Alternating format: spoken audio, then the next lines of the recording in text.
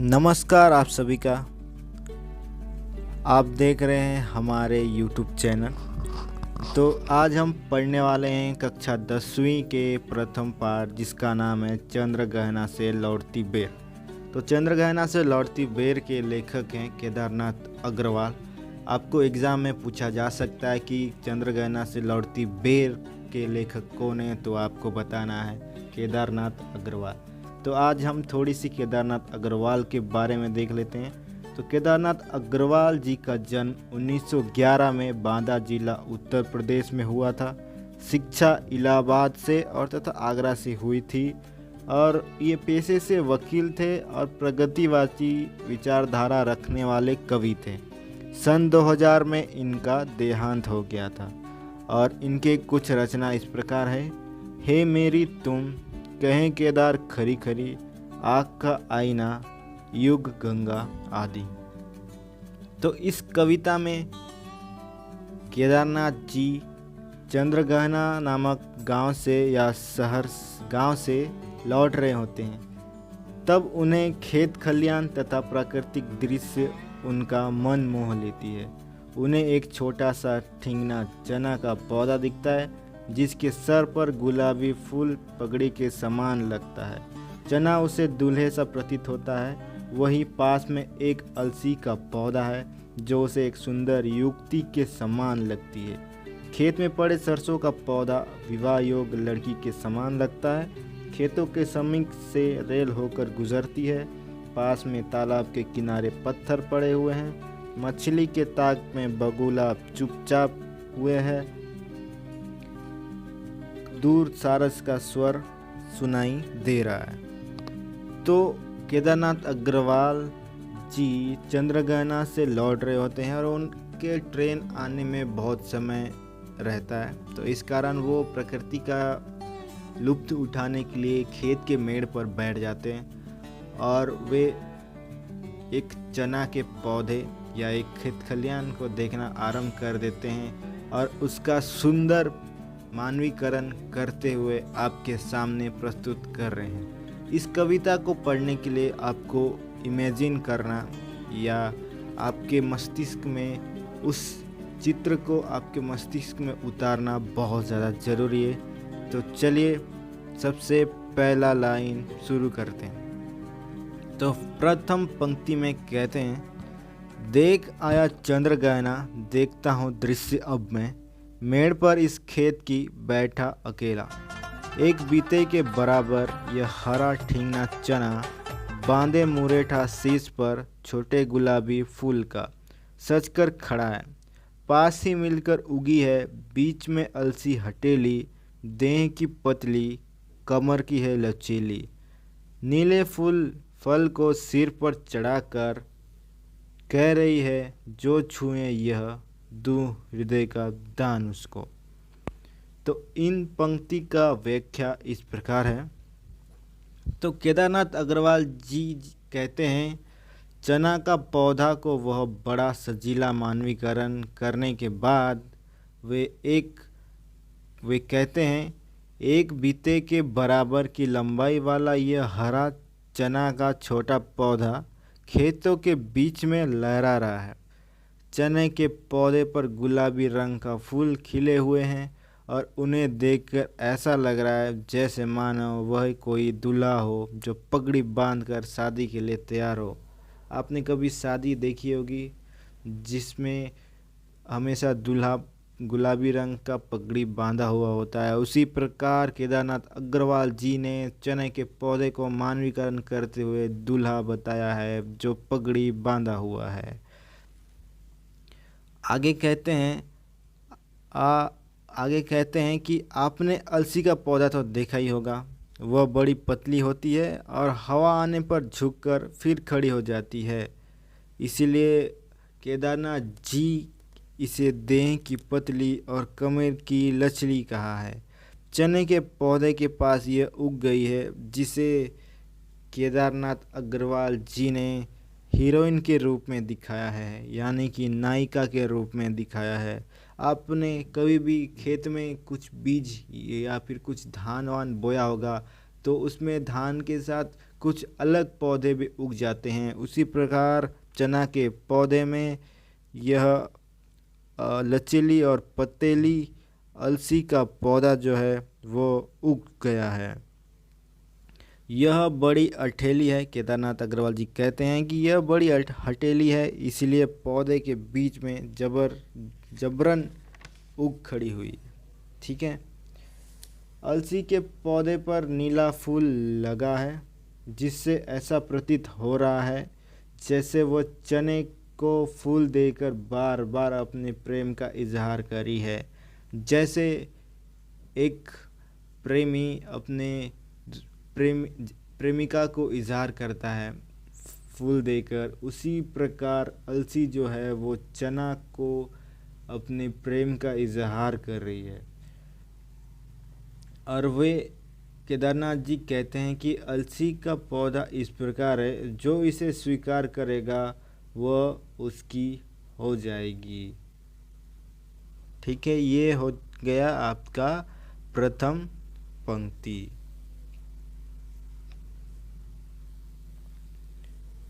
अब दूसरी पंक्ति है, और सरसों की न पूछो, हो गई है सबसे सयानी, हाथ पीले कर लिए हैं व्याह मंडप में पधारी। फाग गाता मास फागुन आ गया है आज, जैसे देखता हूँ मैं स्वयंवर हो रहा है, प्रकृति का अनुराग अंचल हिल रहा है। इस विजन में दूर व्यापारिक नगर में प्रेम की प्रिय भूमि उपजाऊ अधिक है, और पैरों के तले एक पोखर उठ रही, इसमें लहरियाँ नील तल में जो उगी है घास भूरी ले रही है वो भी लहरियाँ। इस पंक्ति में केदारनाथ अग्रवाल जी ने सरसों की चर्चा की है और पोखर की चर्चा की है और घास की चर्चा की है। तो चलिए स्टार्ट करते हैं हमारी व्याख्या। तो चना और अलसी के बाद केदार जी ने सरसों के पौधे का वर्णन इस पंक्ति में किया है। वह कहते हैं कि मानो सरसों पूरी तरीके से बढ़ चुके हैं और फूल भी खिल रहे हैं। ये पीले रंग फूल हैं जो सूर्य के रोशनी से किसी नई दुल्हन में लगे हल्दी के तरह दिखते हैं। जब भी शादी होता है हमारी समाज में तो दुल्हन को हल्दी लगाया जाता है, उसी प्रकार इस सरसों के पौधे को देखते हुए केदारनाथ अग्रवाल जी कहते हैं कि यह दुल्हन के समान लग रही है जिसे हल्दी लगाया गया है। सरसों का पौधा पक चुका है, इसीलिए कवि केदारनाथ जी कहते हैं कि यह शादी के लायक हो चुकी है तथा ब्याह के लिए हाथ में हल्दी का लेप चढ़ाए हुए है। जैसे फागुन का महीना स्वयं गीत गा रहा है, जो होली के वक्त एक गीत गाया जाता है, उसी प्रकार से यह फाग जो है स्वयं अपना गाना गा रहा है। केदारनाथ जी अगले पंक्ति में कहते हैं कि देखता हूँ मैं स्वयंवर हो रहा है, प्रकृति का अनुराग अंचल हिल रहा है। इस पंक्ति में केदारनाथ अग्रवाल जी शानदार तरीके से मानवीकरण करते हुए कहते हैं कि लगता है कि यहाँ पे स्वयंवर हो रहा है और प्रकृति का अनुराग अंचल हिल रहा है। केदारनाथ जी कहते हैं कि दूर व्यापारिक नगर से प्रेम की प्रिय भूमि उपजाऊ अधिक है।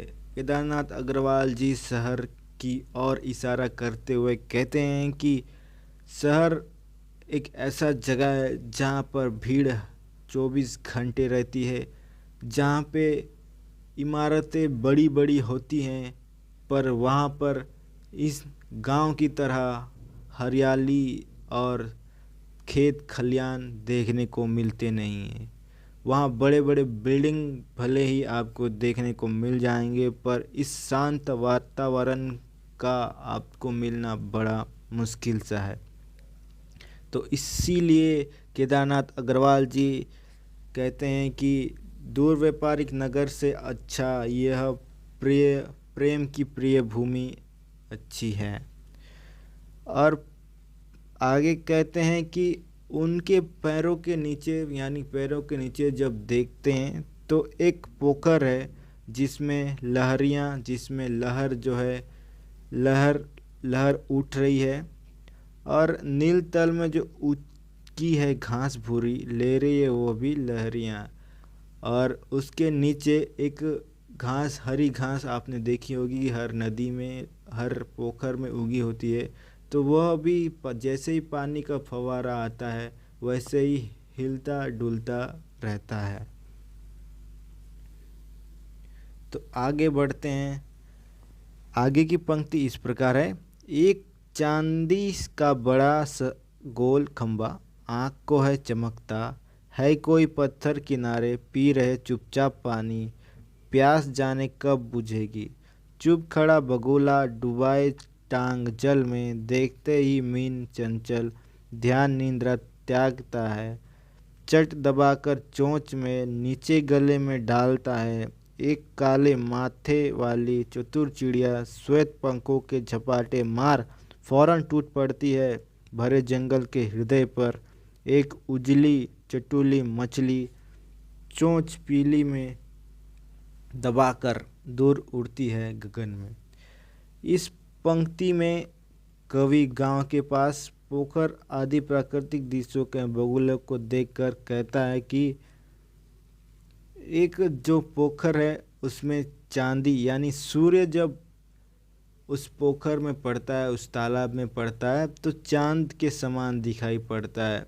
जो केदारनाथ अग्रवाल जब उस चांद की ओर देखने की कोशिश करते हैं तो वो रोशनी उनके आँखों में चमकता है तो वो देख नहीं पाते हैं। और उस पोखर के किनारे कई पत्थर हैं जो जब भी पानी लहरियाँ लेती है लहर जब आती है तो वो चुपचाप पानी पी रहे होते हैं और इतने पानी पी रहे होते हैं कि केदारनाथ अग्रवाल जी कहते हैं कि प्यास जाने कब बुझेगी। ठीक है। फिर अगले आगे कहते हैं कि चुपचाप खड़ा बगुला डुबाए टांग जल में। जो बगुला है वो एकदम चुपचाप खड़ा हुआ है जैसे मौन में है, पर जैसे ही वो पानी के अंदर मछली देखता है तो वो पूरा ध्यान अपना त्याग देता है और इतने रफ्तार से उस मछली की ओर बढ़ता है कि मछली को तुरंत पकड़ के वो गगन की ओर भाग जाता है।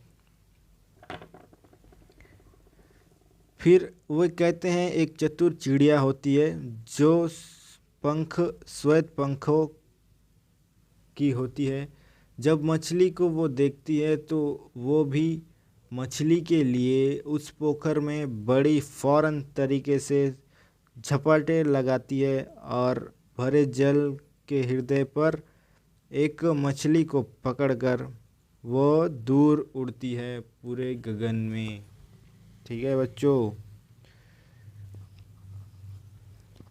आगे की पंक्ति यूँ है। यहीं से भूमि ऊंची है जहाँ से रेल की पटरी गई है। ट्रेन का टाइम नहीं है, मैं यहाँ स्वच्छंद हूँ, जाना नहीं है। चित्रकूट की अनगढ़ चैड़ी कम ऊंची ऊंची पहाड़ियाँ दूर दिशाओं तक फैली है। बांझ भूमि पर इधर उधर रीवा के पेड़ कांटेदार कुरूप खड़े हैं।